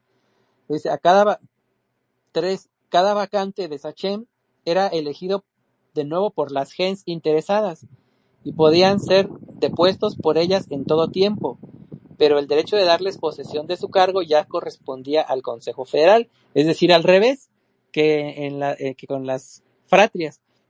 Con las fratrias, las gens le daban posesión a su sachem. No, en este caso no, al sachem se le da posesión el Consejo Federal. Luego estos sachems federales lo eran también en sus tribus respectivas y tenían voz y voto en el Consejo de Tribu. Todos los acuerdos del Consejo Federal debían tomarse por unanimidad. El voto se daba por tribu, de tal suerte que todas las tribus y en cada una de ellas, todos los miembros del Consejo debían votar unánimemente para que se pudiese tomar un acuerdo válido. Eso es lo bonito, ¿no? Que esa forma de tomar decisiones por unanimidad te da a entender que todos se sienten iguales, ¿no? Todos se sienten una misma persona, una responsabilidad de unos con otros, ¿no? De tal forma que logran la unanimidad. Yo me pregunto cuándo podríamos los mexicanos votar en unanimidad. Me costaría mucho trabajo, ¿no? Pero esa es la cuestión, que ellos sí lo lograban, pues porque de alguna forma sentían esa reciprocidad, ¿no? Luego 7, cada uno de los 5 consejos de la tribu podría convocar al Consejo Federal, pero el Consejo Federal no podía convocarse a sí mismo. Eso está genial. Por eso no se creó el Estado. Mira, si el Consejo Federal se hubiera convocado a sí mismo, el Consejo Federal se hubiera vuelto el Estado. Pero el Consejo Federal no se podía convocar a sí mismo porque no se vale que te convoquen para un asunto que tú no quieres. Entonces, para que el Consejo Federal se cree, alguien debe tener un porqué, un motivo. Y sin ese motivo, la federación no puede actuar sin motivos, ¿no? Como en la actualidad, que tienes a la federación que te está pues exigiendo cosas que tú no quieres dar, ¿no? Entre de ellos algún tipo de impuestos, ¿no? Que te los imponen y no te los puedes quitar porque la federación ya se mueve sola. Bueno, en aquel momento, para que se moviera el Consejo Federal, tenía que ser convocado por una tribu, y si no existía esa tribu, entonces no había motivo para que se reuniera, ¿no? Por eso es que vemos que el Estado no llegó a crearse ahí, porque todo tenía que provenir de la comunidad, de la tribu, de la fratria, de la gens. Luego dice 8, las sesiones se celebraban delante del pueblo reunido, cada iroqués podía tomar la palabra, solo el consejo decidía. Esa es la asamblea, ¿no? Donde por lo menos, si no decidían lo que tú querías, por lo menos todos se enteraban del chisme que les tenías preparado, ¿no? Luego, 9, la confederación no tenía ninguna cabeza visible personal, ningún jefe con poder ejecutivo. Es decir, todo la única fuerza que existía para que se tomara una decisión era la unanimidad. Y sin esa fuerza unánime no se tomaba ninguna decisión. Esto precisamente evitaba que existiera el poder en un solo jefe, ¿no? 10, por el contrario, tenían 2 jefes de guerra supremo con iguales atribuciones y poderes, ¿no? Luego dice, dada la gens como unidad social, vemos también con qué necesidad casi ineludible por ser natural se conduce de esa unidad toda la constitución de la gens, de la fratria y de la tribu, ¿no? Esa es la gens, comunidad social, esa es la comunidad, ese es el comunismo, ¿no? El comunismo primitivo, ¿no? La economía doméstica es común para una serie de familias y es comunista. Ahí lo está diciendo, ¿no? Son comunistas económicamente. El suelo es propiedad de la tribu y los hogares solo se disponen con carácter temporal de pequeñas huertas. Los propios interesados son quienes resuelven las cuestiones y en la mayoría de los casos una usanza secular lo ha regulado ya todo. No puede haber pobres ni necesitados. La familia comunista y la gens conocen sus obligaciones para con los ancianos, los enfermos, los inválidos de guerra. Todos son iguales y libres, incluidas las mujeres. No hay aún esclavos y por regla general tampoco se da el sojuzgamiento a tribus extrañas. Cuando los iroqueses hubieron vencido a los erios y a la nación neutral, les propusieron entrar en la confederación como iguales, con iguales derechos. Solo al rechazar los vencidos esta proposición, fueron desalojados de su territorio. Esa organización estaba, y bueno, aquí vemos por qué no fue predominante este tipo de naciones. Dice, esta organización estaba llamada a perecer, no fue más allá de la tribu. La federación de tribus indica ya el comienzo de su decadencia, como lo veremos, como ya lo hemos visto en las tentativas hechas por los iroqueses para someter a otras tribus. Lo que estaba fuera de la tribu estaba fuera de la ley. Ahí donde no existía expresamente un tratado de paz, la guerra reinaba entre las tribus y se hacían con la crueldad que distingue al ser humano del resto de los animales. La tribu era la frontera del hombre, es decir, a ellos les faltó, ese comunismo no llegó a universalizarse, no llegó a ser un comunismo universal, sino que fue un comunismo de tribu, un comunismo de confederación, de la nación, pero no llegó, la nación no llega a universalizarse, ¿no? Entonces dice, la tribu era la frontera del hombre, lo mismo contra los extraños que para sí mismo. La tribu, la gens y sus instituciones eran sagradas e inviolables, constituían un poder superior dado por la naturaleza, al cual cada individuo quedaba sometido sin reserva en sus sentimientos, ideas y actos. Por más imponentes que nos parecen los hombres de esa época, apenas si se diferenciaban unos de otros. Estaban aún sujetos, como dice Marx, al cordón umbilical de la comunidad primitiva. El poderío de esas comunidades primitivas tenía que quebrantarse y se quebrantó, pero se deshizo por influencias que desde un principio nos parecen como una degradación, una caída desde la sencilla altura moral de la antigua sociedad de las gens. Los intereses más viles, la baja codicia, la brutal avidez por los goces, la sórdida avaricia, el robo egoísta de la propiedad común, inauguran la nueva sociedad civilizada, la sociedad de clases. Los medios más vergonzosos, el robo, la violencia, la pérfida, la traición, minan la antigua sociedad de las gens, sociedades sin clase, y la conducen a su perdición. Y la misma nueva sociedad, a través de 2500 años de su existencia, no ha sido nunca más que el desarrollo de una ínfima minoría a expensas de una inmensa mayoría de explotados y oprimidos. Y esto es hoy más que nunca. Bueno, ahí termina este capítulo y se hace la necesaria reflexión de que de que la sociedad civilizada de ninguna manera es mejor humanamente que la comunidad primitiva, sino que por el contrario, ahora sí como diría que el todo tiempo pasado fue mejor, ¿no? La comunidad primitiva pues tenía esa forma de pues de despertar en el ser humano pues una reciprocidad, una solidaridad con su comunidad que ya quisiéramos que existiera en la sociedad actual, ¿no? Entonces, ahí la dejo. ¿Tienes algún comentario? ¿Tienen algún comentario? Para que pasemos a la Sí, gens griega, que ya es más rapidita. sí. Fíjate, aquí podemos analizarlo de manera, a ver, dijiste cuándo puedes votar por unanimidad, ¿no? O sea, cuándo como sociedad podemos votar de manera unánime, que todos estemos de acuerdo. Y nos lleva a pensar que somos dentro de la nación mexicana, dentro de nuestro país, somos muchas tribus, ¿no?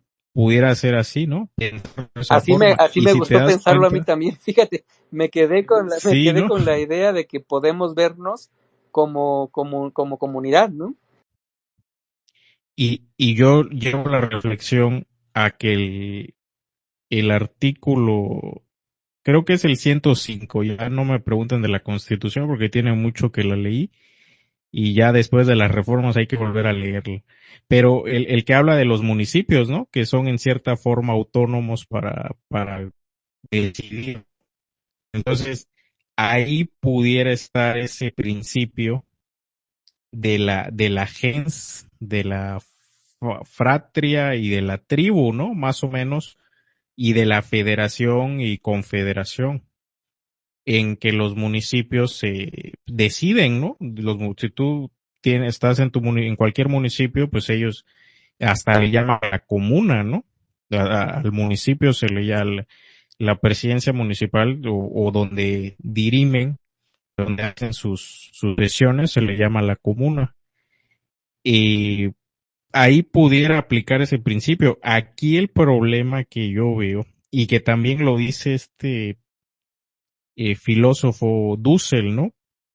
Que en el libro que estaba leyendo, dice que, bueno, lo que tú dices, ¿no? Dijiste, se ha enajenado el, la representación o el Estado o la organización. Él le dice, bueno, se ha fetichizado, ¿no?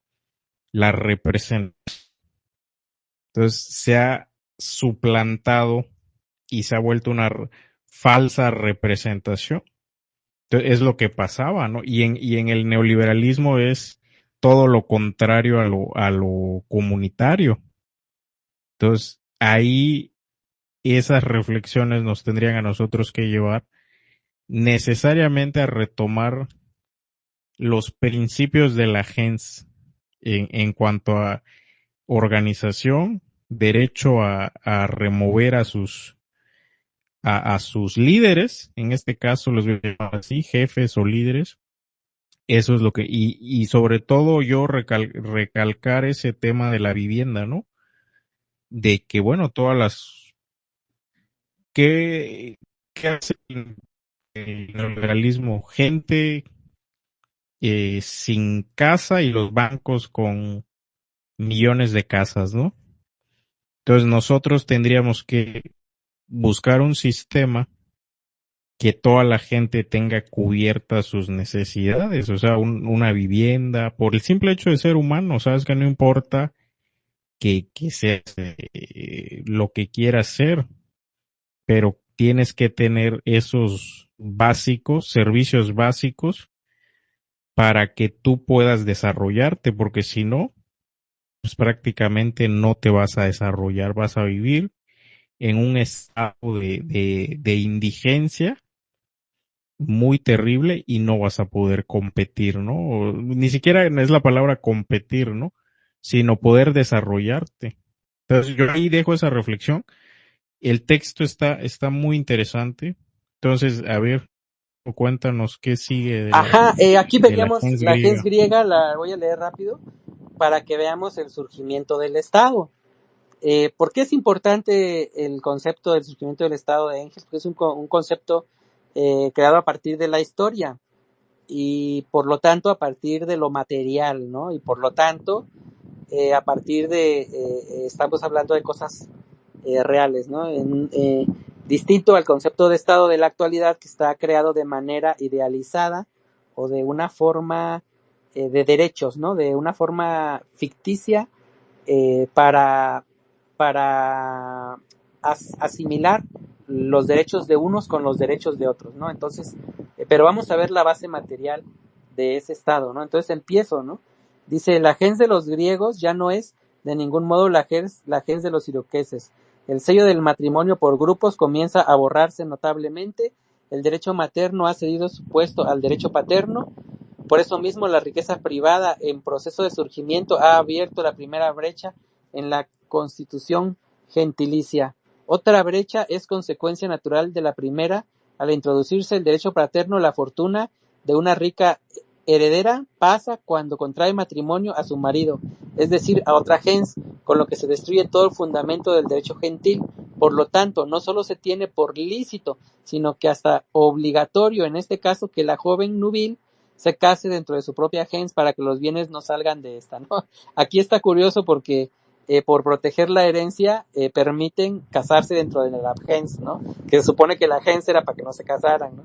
Pero bueno, dice, la gens ateniense estaba cohesionada por, uno, las solemnidades religiosas comunes y el derecho de sacerdocio en honor a un dios determinado. El pretendido fundador de la gens designado en este concepto con un sobrenombre especial, ¿no? Es decir, la gens, ¿quién es el fundador de los atenienses? Pues Atenas, ¿no? Y de los espartanos, pues creo que era Marte, ¿no?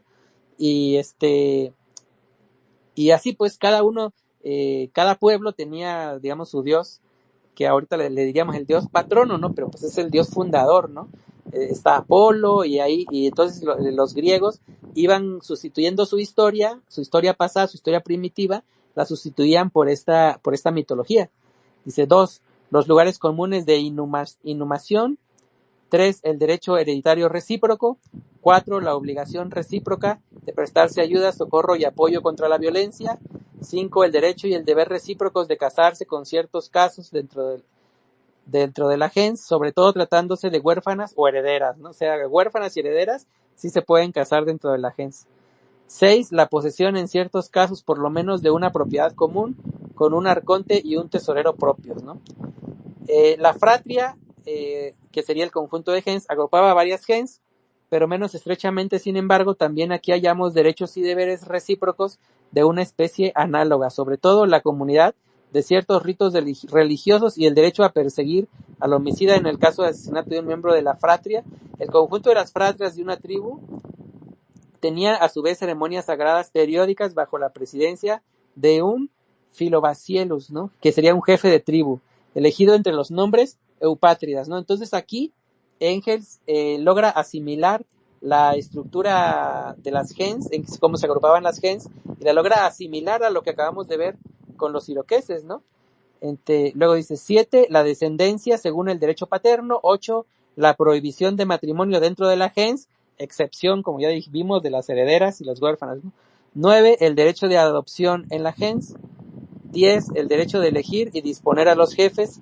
Sabemos que cada gens tenía su arconte, pero no se dice en ninguna parte que ese cargo fuera hereditario en determinadas familias, ¿no? Aquí todavía vemos ese rasgo como comunista, ¿no? O de elegir al jefe desde la comunidad y no impuesto, ¿no? Luego dice, cuando los griegos hacen derivar sus gens de la mitología, no por eso dejan de ser gens, no por eso dejan de ser esas gens más antiguas que la mitología, con sus dioses y semidioses creadas por ellas mismas, ¿no? Es decir, la mitología fue creada por la gens primitiva, y sin embargo, ellos utilizan la mitología para olvidarse de ese pasado primitivo, ¿no?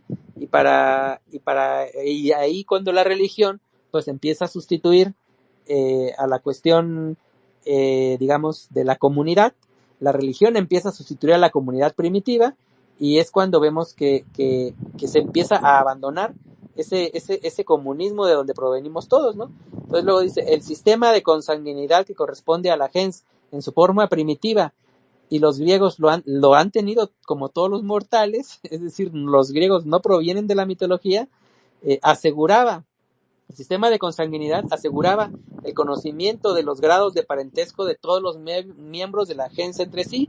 Se aprendían eso que tenían para ellos suma importancia por práctica desde la infancia más temprana. Con la familia monogámica cayó en el olvido. El nombre de la gens creó una genealogía junto a la cual parecía insignificante la familia monogámica, ¿no? Es decir, era importante que conocieran su grado de parentesco, ¿no? La fratria, como entre los americanos, era una gens madre escindida en varias gens hijas a las cuales servía de lazo de unión y que a menudo las hacía también a todas descender de un antepasado común.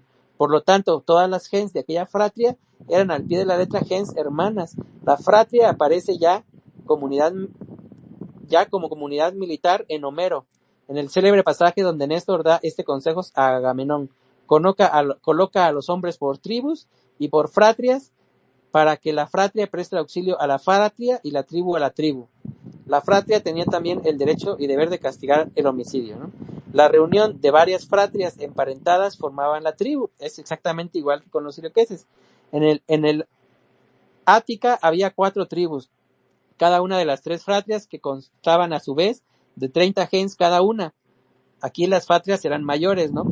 Una determinación tan precisa de los grupos supone una intervención consciente y metódica del orden espontáneamente nacido, ¿no? Es decir, existe una metodología, está todo registrado lo que sucede, ¿no?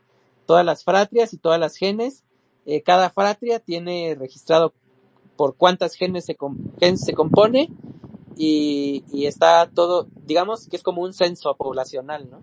Luego dice, la constitución de estas tribus y estos pequeños pueblos era en aquel momento la siguiente. 1. La autoridad permanente era el consejo, primitivamente formado quizá por los jefes de las gens, y más tarde, cuando el número de ellas llegó a ser demasiado grande, por un grupo de individuos electos que dio ocasión para desarrollar el elemento aristocrático, ¿no? Es decir, cuando hay demasiadas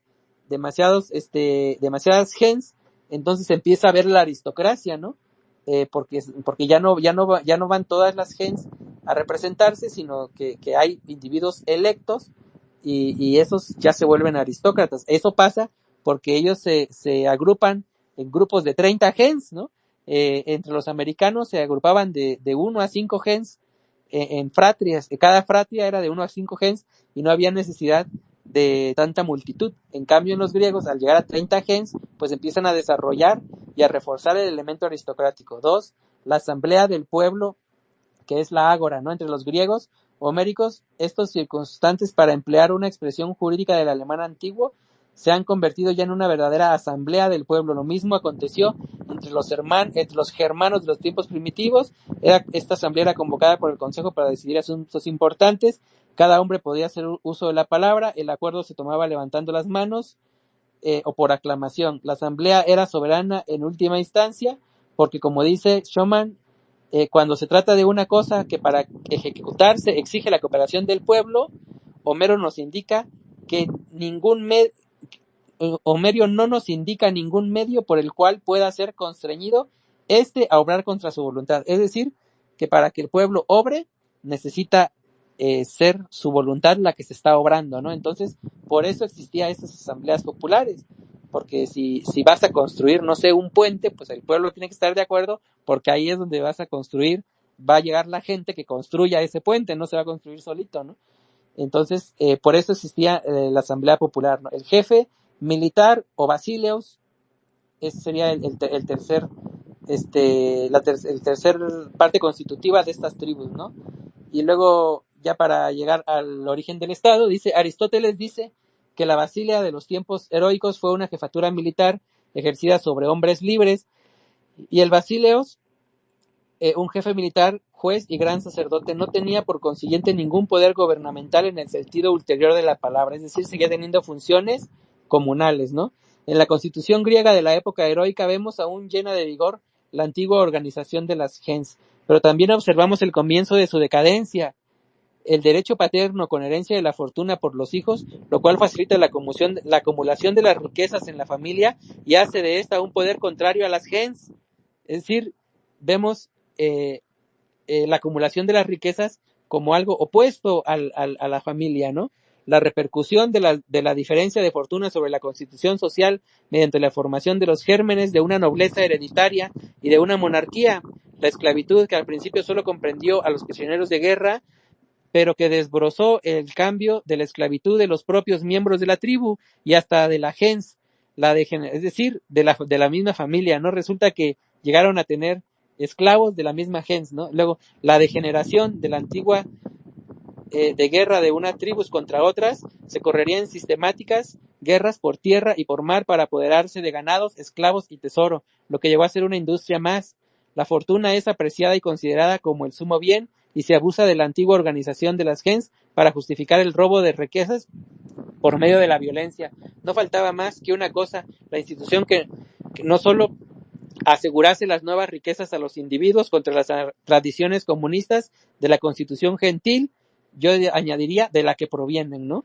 Que no solo consagrase la propiedad privada, antes tampoco estimada, e hiciese esta santificación el fin más elevado de la comunidad humana, sino que además imprimiera el sello del reconocimiento general de la sociedad a las nuevas formas de adquirir la propiedad, que se desarrollaban una tras otra y por lo tanto a la acumulación cada vez más acelerada de las riquezas. En una palabra, faltaba una institución que no solo perpetuase la naciente división de la sociedad en clases, sino que también el derecho de la clase poseedora de explotar a las no poseedoras y el dominio de la primera sobre la segunda. Y esa institución nació, se inventó el Estado, ¿no? Entonces ahí, este último párrafo de este cuarto capítulo de este libro, bien vemos el nacimiento del Estado a partir de la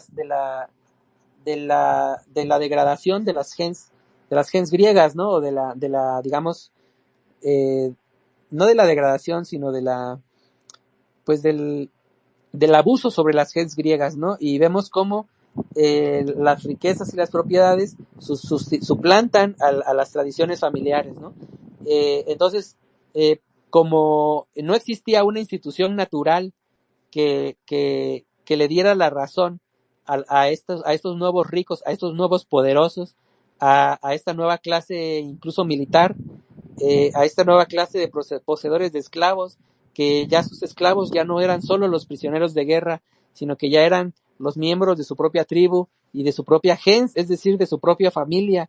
Pues estos nuevos poderosos no podían legitimar su nuevo poder, pues tan degradante, no lo podían legitimar en las tradiciones comunistas de las gens. Entonces tuvieron que crear una entidad que sí legitimara y que además, pues, digamos, disfrazara de algo bello, ¿no? Al nuevo poder que se estaba gestando, ¿no? Que era el poder de los privados, ¿no? Y esta institución nació y se inventó el Estado. Entonces, ahí es en donde yo les digo que vemos la formación del Estado en su momento histórico, no como lo tenemos al día de hoy. Al día de hoy el Estado es una idea que sirve para utilizarse en el derecho internacional, pero si nosotros vemos en la historia, el Estado tiene un origen, y ese origen es el que nos está marcando aquí Engels, que es la degeneración de las costumbres, ¿no? De las gens comunistas, ¿no? Y por eso es que la civilización actual pues no tiene mucho de qué ufanarse de haber salido de este comunismo primitivo, ¿no? Sin embargo, el comunismo primitivo sí tiene que volver, y yo haría una reflexión final que aunque exista el Estado, aunque exista todo este poder ficticio y este poder artificial que consigue la explotación de los menos poderosos, de los desposeídos por parte de los poderosos, aunque existe esa institución una y otra vez acude al, a la cuestión de la familia, acude a la cuestión de la comunidad, acude a la cuestión de la naturaleza humana para poder subsistir, porque por sí misma básicamente moriría, ¿no? Necesita nutrirse una y otra vez de personas que le vuelvan a dar vigencia, aunque en realidad siempre esa vigencia está destinada a volverse, a volver pues a usarse en contra de los desposeídos, y una y otra vez se le da vida y una y otra vez nos traiciona. Y una y otra vez nos traiciona con la vida que le damos, ¿no? Entonces, sí, por eso es importante lo que reflexionábamos hace un momento, de manera de coyuntura, que es importante dejar de alimentar al Estado, ¿no? Es decir, dejar de alimentar a esta entidad que sustituye, ¿no? Que sustituye de manera impostora, ¿no? Que como un impostor sustituye y suplanta a las familias y a la naturaleza humana, ¿no? Entonces, aquí la idea sería, bueno, ya para cerrar mi comentario, ahora sí de verdad, pues que eso es lo que se procura, ¿no? Cuando se llega a la cuestión del Estado obedencial, ¿no? El Estado que tiene que obedecer al pueblo, ¿no? El Estado que si no hay pueblo, pues, como dice, con el pueblo todo, pero sin el pueblo nada, ¿no? ¿Por qué? Porque todo tiene que provenir del pueblo, ¿no? Entonces el Estado no puede moverse por sí mismo porque estaría moviéndose como una máquina, como un monstruo, encima de lo que de verdad existe, que es la humanidad, ¿no? Entonces, la humanidad es la que tiene que quitarle las funciones al Estado y como bien decía Unidos hace un momento, sería bueno empezar a vernos como un conjunto de tribus, empezar a ver a la Federación Mexicana como un conjunto de familias, ¿no? Que se unieron para, cada una en sus estados, cada una en sus municipios, en sus comunidades, y que se unieron de alguna forma para obtener esa fe, ¿no?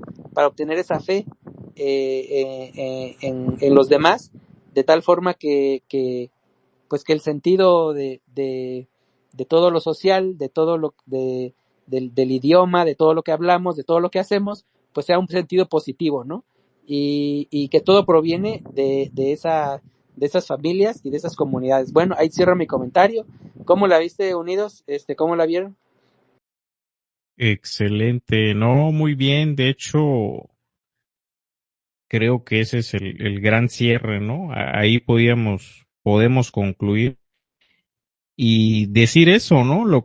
Con lo que iniciamos todas las sesiones fue que existe una contradicción dialéctica entre la naturaleza y el ser humano, ¿no? Entre la producción y el ser humano, Ya te entre van a el pasar las hombre 3 horas, ¿no? y la Ya mujer. vas a llegar a las 3 horas. No, llevamos 2 horas, ¿no? 2 horas. O ya Menos son mal. 3. No, 2 horas, tienes razón. Da tiempo de Sí, comentarios de ser. sí, hay comentarios de cierre. Ahorita le voy a dar la palabra a Tomás. Yo diría eso, ¿no? Que las contradicciones se van a resolver, porque Marx pues no habla mucho de cómo va a ser esa sociedad. Simplemente el comunismo ni lo menciona, o sea, lo menciona lo mucho 3 veces.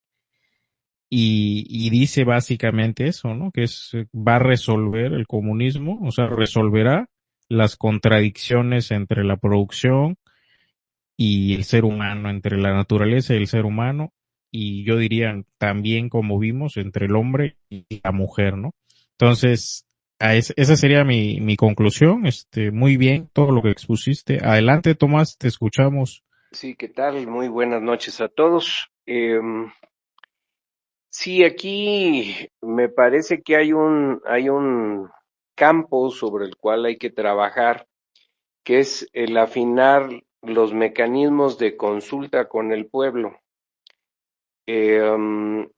nosotros podemos tener una problemática familiar, ojo, de familia, mi familia, pero la familia que vive enfrente, la familia que vive a mi costado derecho, a mi costado izquierdo, la de la esquina, podemos tener problemáticas diferentes. No todos tenemos los mismos inconvenientes, pues. Inconvenientes derivados de servicios, por ejemplo, que la ciudad eventualmente está obligada a prestar. Puedo yo tener un problema de suministro de energía eléctrica, cortes intempestivos en el suministro que no tiene la familia de enfrente porque están agarrados de otro circuito. Eso es a lo que voy. Tenemos el mismo idioma, pues prácticamente, no sé, me atrevería a decir que el 99% de la población dentro de cada uno de nuestros países tenemos un mismo idioma. Habrá que hacer excepción con los pueblos hermanos originarios que no han querido adoptar el español, y cosa que es muy respetable, pero voy por el lado de que nos entendemos. O sea, si yo hago una pregunta, yo recibo una respuesta. No hay un traductor obligadamente en medio de eso. Entonces, esto es justo lo que se tiene que, sobre lo cual se tiene que trabajar. Hay que crear esos instrumentos, esos mecanismos para facilitar esa comunicación, que las personas que eventualmente tienen a su cargo los destinos de una ciudad en particular, partimos desde esa unidad social, podemos pensar en un estado o en un país, pero vámonos a la parte más pequeña, ¿no? La de la ciudad, de índole político, de autoridad política. Hay una obligación ahí que hay que remarcar, en donde quien eventualmente tenga en sus manos los destinos de ese municipio, de ese ayuntamiento, de esa ciudad, no sea él por decisión propia el que decida qué hacer y qué no hacer, sino que siempre haya una consulta con el pueblo, siempre, invariablemente, y que a partir de la información que se reciba, de ahí partir en cuanto a las labores que hay que hacer en beneficio de la gente. De repente hemos tenido en el pasado gobernantes que les entra el minuto de inspiración divina y resulta que empiezan a gastar dinero en francamente tonterías. En la ciudad de Tampico, en la ciudad de Madero, en el estado de Tamaulipas, México, de repente a los presidentes municipales les dio por empezar a levantar las banquetas de los centros de la ciudad. Y ustedes podían caminar por esas banquetas y realmente no requerían ese gasto. Se podía transitar por ellas sin problemas. En cambio, había otros sectores de la ciudad en donde se tenían graves problemas, por ejemplo, de tener un drenaje, aguas negras circulando por arriba de la calle, todo el año. No crean que nada más eran las temporadas de lluvias. Entonces, si un gobernante consulta con su pueblo, le responde y le dice, tenemos estos problemas en mi colonia, pero junto con esa colonia hay muchas más. Se hace un análisis en el ayuntamiento por parte de los ediles y el edil principal, que sería el presidente o el alcalde. Se establece una prioridad de asuntos a atender y después se regresa con el pueblo nuevamente para consultarle el resultado de esa ordenación de las cosas que se tienen que hacer. Evidentemente, aunque yo tenga un problema de alumbrado público, por ejemplo, que de repente esté fallando, no es lo mismo a que haya una colonia con el drenaje abierto todo el año. Es increíble, pero esto existe ahí en Ciudad Madero, Tamaulipas. Las personas tienen que vivir con las ventanas cerradas y con el calor que hace ahí, pues eso se vuelve un horno si no tienes un clima o aire acondicionado en tu casa. Y entonces obligas a las familias a hacer un gasto extraordinario en energía eléctrica porque tienes que tener 24 horas del día el clima encendido. O sea, un problema nos crea otro y luego otro más en cascada.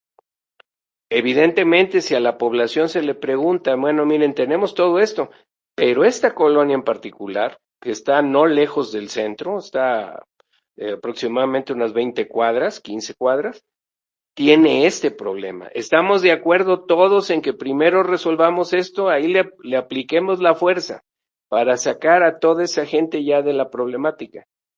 Yo creo que el 80% de la población va a decir, sí, güey, ya sácalo, resuélveselos. Estos, si se hace así, si se hace todo de cara al pueblo, el pueblo dice, oye, este gobierno me está sirviendo, este está haciendo las cosas bien. Va a llegar el momento que tengo que votar de nuevo, voy a votar por ellos, porque me están resolviendo los problemas puntuales que yo les he marcado. Entonces, necesitamos, no por apetito político de permanecer en los cargos, ni eternizarnos en el poder público, pero sí tenemos que abocarnos a eso para tener más tiempo la oportunidad de seguir sirviendo, porque sabemos bien que hay gentes que llegan de oportunistas a querer decir que van a resolver el problema y no lo resuelven. Y eso ni le sirve al político ni al no político, porque se entiende que todos vivimos en la misma ciudad. Entonces, hay que ver eso, hay que ver la cuestión de las prioridades y que éstas sean establecidas por el pueblo. El gobernante que solamente se ajuste a ser un gestor, un resolutor de problemas, pero problemas todos siempre planteados por el pueblo. Es cuanto.